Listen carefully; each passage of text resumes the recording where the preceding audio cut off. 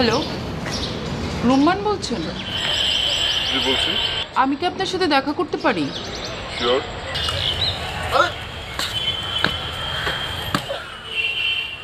একটা মেয়ের ছবি তোলার আগে তার পারমিশন নিতে হয়।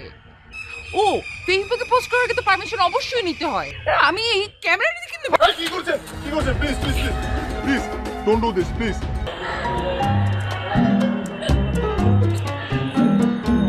মানে মোটামুটি ভালোই ছবি তোলেন। যদি পারমিশন নিয়েই ছবি তুলতাম তাহলে কি আপনার এক্সপ্রেশনস গুলো এত ন্যাচারাল হতো? ফেসবুকে পোস্ট করার আগে তো আপনি আমার পারমিশন নিতে পারতেন। আমি তোমাকে ভালোবাসি। হ্যাঁ শুনলাম তো। তোমার কোনো ফিলিংস নেই আমার জন্য? কি বলবো, ভালোবাসি ভালোবাসি আমার ক্যামেরাকে। এখন তুমি যদি আমার সেকেন্ড লাভ হয়ে থাকতে চাও তাহলে আমার কোনো আপত্তি নেই। পারব। তুমি পারবে না। আচ্ছা শোনো, কাল সকালে তোমাকে নিয়ে খুব সুন্দর একটা জায়গায় ঘুরতে যাব। তোমার কিছু সুন্দর সুন্দর ছবি তুলবো।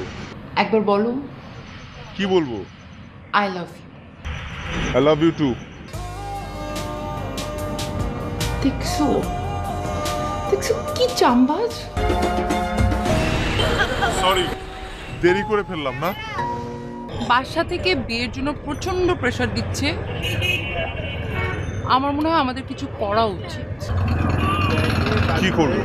একটা ভালো চাকরি করো প্লিজ, ভালো ব্যবসা করো, কিছু একটা করো, না হলে আমার অন্য জায়গায় বিয়ে হয়ে যাবে। তুমি তাকে তাকে দেখো। তোকে তো আমি বিয়ে করতে বলছি না, তুই জাস্ট একটা বার দেখা কর। দেখা করে তোর যদি পছন্দ না হয় আমি তোকে কথা দিচ্ছি এই জায়গায় আমি তোকে বিয়ে দিব। আচ্ছা 2 দিন সময় দাও আমাকে প্লিজ। আমি তো করছি, আমি ছবি তুলছি। রুমা, আমি তোমাকে সম্পর্কের শুরুতেই কিন্তু বলেছিলাম যে আমার জীবনের প্রথম ভালোবাসা হচ্ছে আমার ক্যামেরা।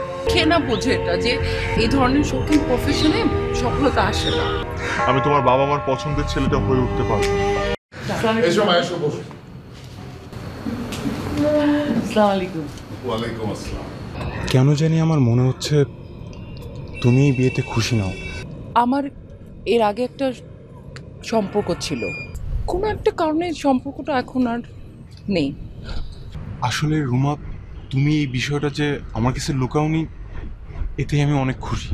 আমার আর ওই সম্পর্কের প্রতি খুব পিছু টান নেই। স্যার, হ্যালো, আমি রুমান। আপনার ছবিগুলো সত্যি অসাধারণ। Thank you so much. একটা চেয়ে আরেকটা ভালো।